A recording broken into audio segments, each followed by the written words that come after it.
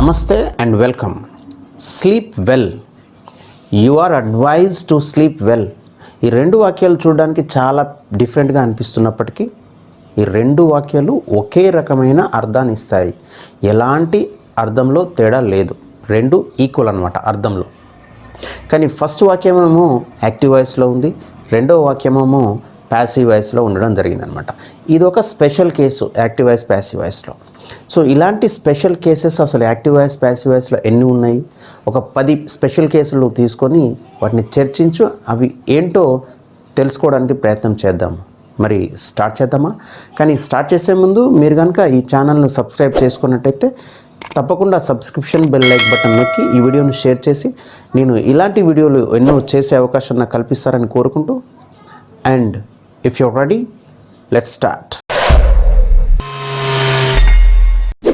Welcome back. Active voice అంటే ఏంటి, passive voice అంటే ఏంటి? ఒక వాక్యాన్ని యాక్టివ్ వాయిస్లోంచి ప్యాసివ్ వాయిస్లోకి మార్చాలంటే ఎలాంటి చేంజెస్ ఉంటాయి? అసలు ఎన్ని రకాల active structures, passive structures English భాషలో ఉన్నాయని మీరు కనుక తెలుసుకోవాలనుకుంటే నేను ఆల్రెడీ కింద డిస్క్రిప్షన్లో లింక్ ఇవ్వడం జరిగింది.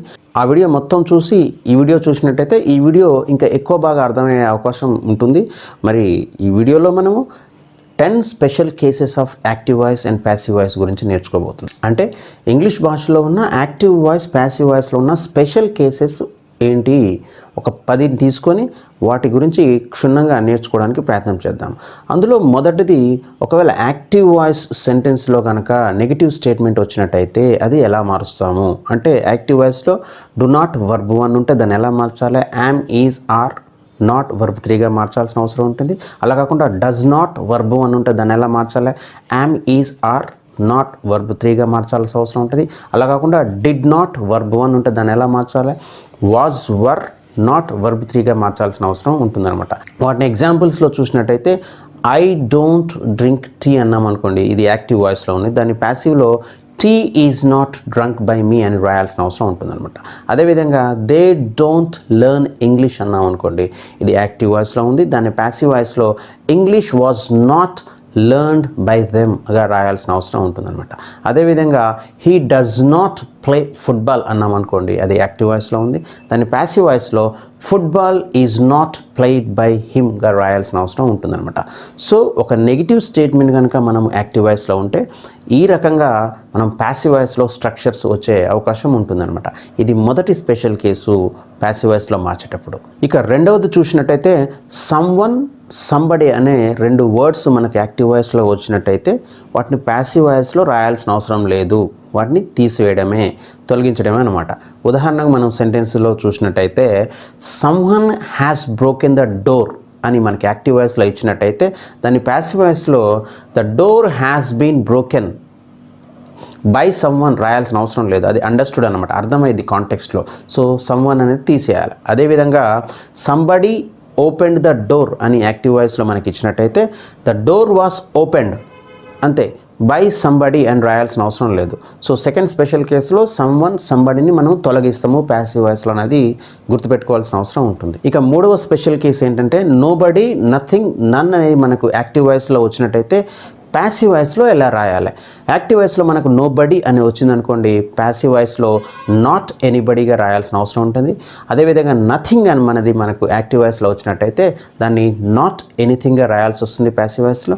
అదేవిధంగా నన్ అనేది మనకి యాక్టివ్ వాయిస్లో వచ్చినట్టయితే దాన్ని నాట్ ఎనీ వన్గా ప్యాసివ్ వాయిస్లో రాయాల్సిన అవసరం ఉంది. మనం ఎగ్జాంపుల్స్లో చూసినట్టయితే నోబడీ సాల్వ్డ్ ద ప్రాబ్లం అని మనకి యాక్టివ్ వాయిస్లో వచ్చినట్టయితే దాన్ని ప్యాసివ్ వాయిస్లో the problem was not solved by ఎనీబడీగా రాయాల్సిన అవసరం ఉంటుందన్నమాట. అదేవిధంగా నథింగ్ గేవ్ ద కాన్ఫిడెన్స్ మనకి యాక్టివ్ వాయిస్లో వచ్చినట్టయితే దాన్ని ప్యాసివ్ వాయిస్లో the confidence was not given by ఎనీథింగ్గా రాయాల్సిన అవసరం ఉంటుందన్నమాట. అదే రకంగా మనము ఇంకో సెంటెన్స్ చూసినట్టయితే none has found my pen అనేది మనకి యాక్టివ్ వాయిస్లో వచ్చినట్టయితే దాన్ని ప్యాసివ్ వాయిస్లో my pen has not been found by ఎనీవన్గా రాయాల్సిన అవసరం ఉంటుందన్నమాట. సో ఈ 3 వర్డ్స్ మనకి యాక్టివ్ వాయిస్లో వచ్చినప్పుడు వీటిని ప్యాసివ్ వేలో ఎలా రాయాలో గుర్తుపెట్టుకోవాలి.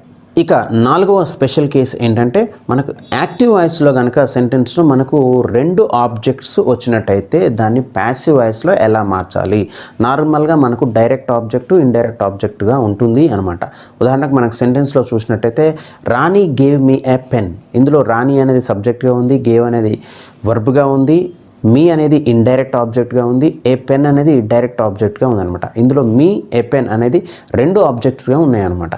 సో ఈ వాక్యాన్ని మనము రెండు రకాలుగా ప్యాసివ్ వాయిస్లో రాయొచ్చు. ఒకటి డైరెక్ట్ ఆబ్జెక్ట్తో రాయొచ్చు, ఇంకొకటి ఇండైరెక్ట్ ఆబ్జెక్ట్తో కూడా రాయొచ్చు అనమాట. అంటే ఈ వాక్యానికి మనకు రెండు ప్యాసివ్ స్ట్రక్చర్స్ కనబడుతుంటాయి, రెండు కూడా ఈక్వల్ అర్థాన్ని ఇస్తుంటాయి అనమాట.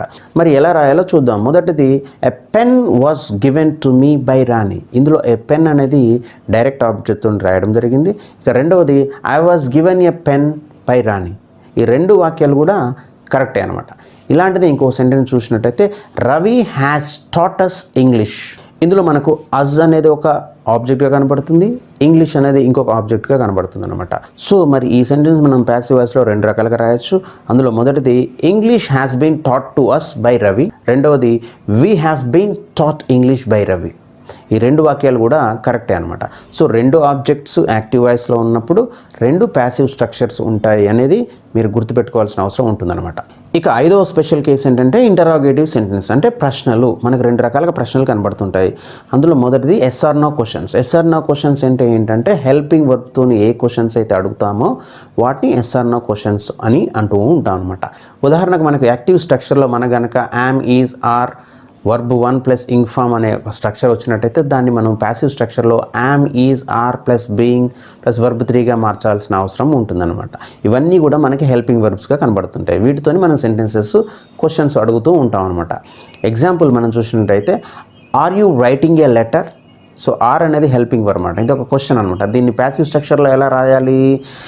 Is a letter being written by you. దీని కరెక్ట్ ప్యాసివ్ స్ట్రక్చర్ ఇదనమాట. అదేవిధంగా హ్యావ్ హ్యాస్ వర్బ్ 3 వచ్చిందనుకోండి, దాన్ని మనము హ్యావ్ హ్యాస్ బీన్ వర్బ్ 3గా రాయాల్సిన అవసరం ఉంటుందన్నమాట. ఎగ్జాంపుల్ చూసినట్టయితే has he taken the tea. దాని ప్యాసివ్ స్ట్రక్చర్లో has the tea been taken by హిమ్గా రాయాల్సిన అవసరం ఉంటుందన్నమాట. అదేవిధంగా డూ ప్లస్ వర్బ్ 1 మనకు యాక్టివ్ స్ట్రక్చర్లో కనిపిస్తే దాన్ని ప్యాసివ్ స్ట్రక్చర్లో యామ్, ఈజ్, ఆర్ వర్బ్ 3గా రాయాల్సిన అవసరం ఉంటుందన్నమాట. డూ యూ నో హిమ్ అనేది మనకి యాక్టివ్ స్ట్రక్చర్లో ఉంటే దాన్ని మనము is he known to you అనేది ప్యాసివ్ స్ట్రక్చర్లో అడగాల్సిన అవసరం ఉంటుందన్నమాట.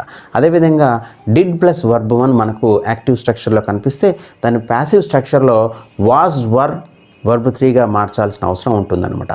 డిడ్ యూ నో హిమ్ అనేది మనకి యాక్టివ్ స్ట్రక్చర్లో కనిపిస్తే దాన్ని మనం ప్యాసివ్ స్ట్రక్చర్లో was he known to you అనేది ప్యాసివ్ స్ట్రక్చర్లో మార్చడం జరుగుతుంది అనమాట. అదేవిధంగా మోడల్ వర్బ్ ప్లస్ వర్బ్ 1 వచ్చినప్పుడు దాన్ని ఎలా మార్చాలో ప్యాసివ్ స్ట్రక్చర్లో అంటే modal verb plus be plus verb 3గా మార్చాల్సిన అవసరం మనకు కనిపిస్తూ ఉందన్నమాట. ఎగ్జాంపుల్ చూసినట్టయితే can you ride a horse మనకు యాక్టివ్ స్ట్రక్చర్లో కనిపిస్తే ప్యాసివ్ స్ట్రక్చర్ వచ్చేసి can a horse be ridden by you మనకు ప్యాసివ్ స్ట్రక్చర్లో కనిపిస్తూ ఉందన్నమాట. సో ఇలా హెల్పింగ్ వర్బ్తోని క్వశ్చన్స్ వచ్చినట్టయితే మనకు ప్యాసివ్ స్ట్రక్చర్లో ఇలా మారడం జరుగుతుందన్నమాట. ఇక ఆరవ స్పెషల్ కేస్ ఏంటంటే యాక్టివ్ వాయిస్లోంచి ప్యాసివ్ వాయిస్లోకి మార్చాలంటే WH క్వశ్చన్స్, ఇంటరాగేటివ్ క్వశ్చన్స్ ఏవైతే ఉన్నాయో which, who, what, when, where, why తోని మొదలయ్యే క్వశ్చన్స్ ఏవైతే ఉన్నాయో వాటిని ప్యాసివ్ వాయిస్లోకి మార్చేటప్పుడు మనం తీసుకోవాల్సిన జాగ్రత్తలే ఆరవ స్పెషల్ కేస్గా కనబడుతుంది. ఉదాహరణకు మనం ఎగ్జాంపుల్ చూసినట్టయితే హూమ్ డిడ్ హీ సీ అనేది మనకి యాక్టివ్ స్ట్రక్చర్ అయితే దాన్ని ప్యాసివ్ స్ట్రక్చర్లో హూ వాజ్ సీన్ బై హిమ్గా మార్చాల్సిన అవసరం ఉంటుంది. అదేవిధంగా వాట్ ఈజ్ షీ డూయింగ్ అనేది మనం యాక్టివ్ స్ట్రక్చర్ అయితే what is being done by her అనేది ప్యాసివ్ స్ట్రక్చర్గా మనకు కనిపిస్తూ ఉంది. అదేవిధంగా why has he allowed the changes అనేది మనకి యాక్టివ్ స్ట్రక్చర్ అయితే దాన్ని ప్యాసివ్లోకి మార్చినట్టయితే why have the changes been allowed by హిమ్గా మనకు కనిపిస్తూ ఉందన్నమాట.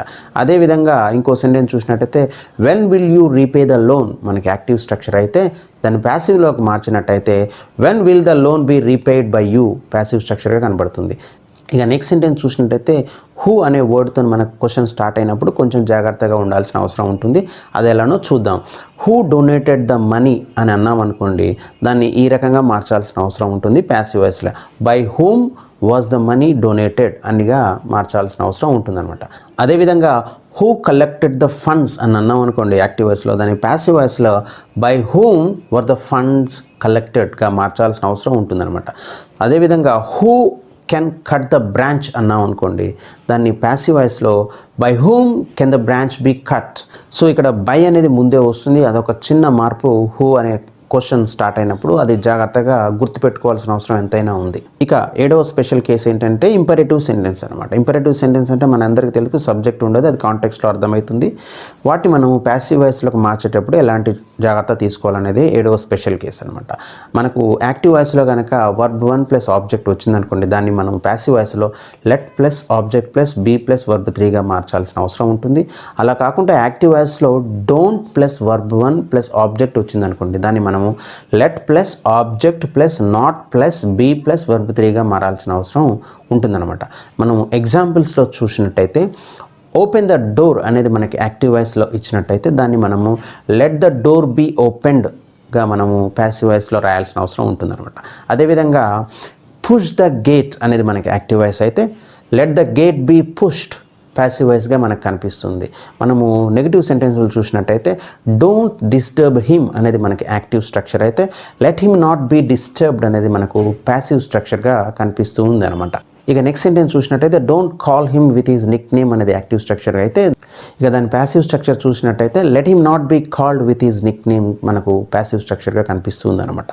ఇది మనకు 8th స్పెషల్ కేస్గా కనిపిస్తూ ఉంది. ఇక 8వ స్పెషల్ కేస్ ఏంటంటే ఇది కూడా ఇంపరేటివ్ సెంటెన్స్కి సంబంధించిందే, కాకపోతే ఇవి రిక్వెస్ట్ అనమాట.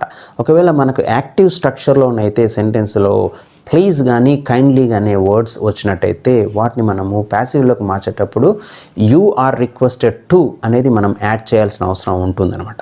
ఉదాహరణకు మనం ఎగ్జాంపుల్ చూసినట్టయితే ప్లీజ్ ఓపెన్ ద డోర్, ఇది ఒక ఇంపరేటివ్ సెంటెన్స్ రిక్వెస్ట్ అనమాట. ఇది యాక్టివ్ వాయిస్లో ఉంది.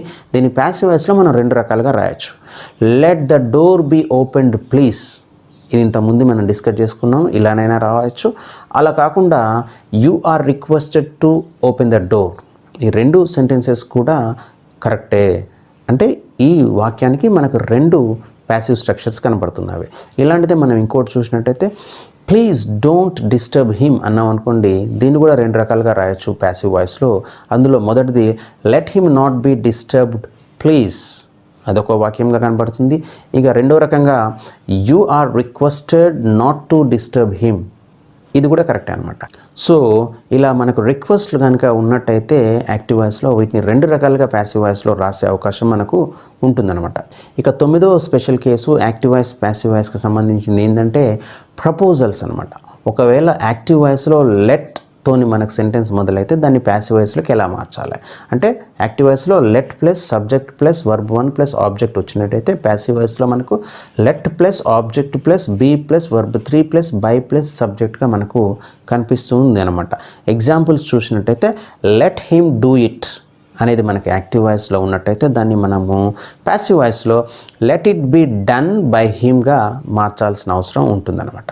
అదేవిధంగా let her carry the bag అనేది మనకి యాక్టివ్ వాయిస్లో ఉన్నట్టయితే దాన్ని ప్యాసివ్ వాయిస్లో let the bag be carried by her అనేది ప్యాసివ్ స్ట్రక్చర్గా మనకు కనిపిస్తూ ఉందన్నమాట. ఇక చివరి స్పెషల్ కేసు ఏంటంటే దట్ క్లాస్ కనుక మనకు యాక్టివ్ వాయిస్లో ఉన్నట్టయితే దాన్ని ప్యాసివ్ వాయిస్లో ఇట్గా కన్సిడర్ చేయాల్సిన అవసరం ఉంటుంది. అంటే యాక్టివ్ వాయిస్లో దట్ క్లాస్ ఉంటే ప్యాసివ్ వాయిస్లో దాన్ని దట్ క్లాస్ ప్లేస్లో ఇట్ రాయాల్సిన అవసరం ఉంటుందన్నమాట. ఉదాహరణకు మనం ఎగ్జాంపుల్స్ చూసినట్టయితే people believe that the earth is flat. So people believe అనేది ఒక క్లాస్గా ఉంది, that the earth is flat అనేది దట్ క్లాస్గా కనబడుతుంది అనమాట. So that class that the earth is flat అనేది పీపుల్ బిలీవ్ అనమాట. సో పీపుల్ బిలీవ్ అనే దాన్ని మనం ఇట్గా రిప్రజెంట్ చేయాలన్నమాట. సో పీపుల్ బిలీవ్ అనేది ఇక్కడ ఇట్గా రిప్రజెంట్ రాయాల్సిన అవసరం ఉంటుందన్నమాట ప్యాసివ్ స్ట్రక్చర్లో. సో మనం ప్యాసివ్ వాయిస్లో ఈ వాక్యాన్ని రాసినట్టయితే it is believed that the earth is flat. So by the people అనేది మనం ఒమిట్ చేయొచ్చు, రాయకపోవచ్చు అనమాట. అంటే it is believed by the people that the earth is flat అనేది మనకు ప్యాసివ్ స్ట్రక్చర్గా కనపడుతుంది అనమాట. ఇలాంటి వాక్యం ఇంకోటి చూసినట్టయితే the teacher said that the sun is the nearest star to the earth అని అన్నాను అనుకోండి. దీన్ని ప్యాసివ్ స్ట్రక్చర్లో చూసినట్టయితే it was said that the sun is the nearest star to the earth. So ఇక్కడ బై ద టీచర్ అనేది include చేయొచ్చు, చేయకపోవచ్చు అనమాట. అంటే it was said by the teacher that the sun is the nearest star to the earth. So ఇది కూడా correct అనమాట. So ఇలా దట్ క్లాస్ను ఇట్గా కన్సిడర్ చేయాల్సిన అవసరం ఉంటుంది మనకు ప్యాసివ్ వాయిస్లో రాసేటప్పుడు ఒక వాక్యాన్ని. సో ఇలాంటి స్పెషల్ కేసెస్ అన్నీ మనము జాగ్రత్తగా గుర్తుపెట్టుకోవాల్సిన అవసరం ఉంటుంది ఒకవేళ మనం ఒక వాక్యాన్ని యాక్టివ్ వాయిస్లోంచి ప్యాసివ్ వాయిస్లోకి మార్చేటప్పుడు. ఒకవేళ నేను sleep well or you are advise to sleep well అన్నాను అనుకోండి, ఇందులో రెండు వాక్యాలు వేరు, ఒకటి యాక్టివ్ వాయిస్ సెంటెన్స్, ఇంకోటి ప్యాసివ్ వాయిస్ సెంటెన్స్. మరి దీని స్పెషల్ కేసు ఏంటంటే ఇది ఒక ఇంపరేటివ్ సెంటెన్స్, ఇది ఒక అడ్వైస్. సో అందువల్ల యు ఆర్ అడ్వైజ్ టు అనేది మనం ప్యాసివ్ వాయిస్లోకి మార్చేటప్పుడు యాడ్ చేయాల్సిన అవసరం ఉంటుంది అనే స్పెషల్ కేసు అనేది మీరు గుర్తుపెట్టుకోవాల్సిన అవసరం ఉంటుందన్నమాట. సో ఈ స్పెషల్ కేసెస్ మీరు జాగ్రత్తగా గుర్తుపెట్టుకుంటే మీరు ఎలాంటి ఎగ్జామ్లోనైనా ఎలాంటి వాక్యానైనా ప్యాసివ్ వాయిస్లోకి ఈజీగా మార్చి మార్క్స్ గెయిన్ చేయొచ్చు. సో మరి ఈ వీడియో కనుక మీకు నచ్చినట్టయితే మీరు తప్పకుండా సబ్స్క్రిప్షన్ బెల్ లైక్ బటన్ నొక్కి ఈ వీడియోని షేర్ చేసి నేను ఇలాంటి వీడియోలు ఎన్నో చేసే అవకాశం నాకు కల్పిస్తారని కోరుకుంటూ thank you very much for watching the entire video.